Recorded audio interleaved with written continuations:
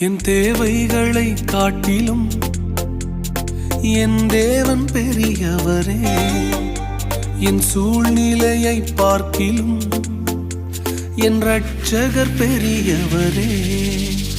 என் தேவைகளை காட்டிலும்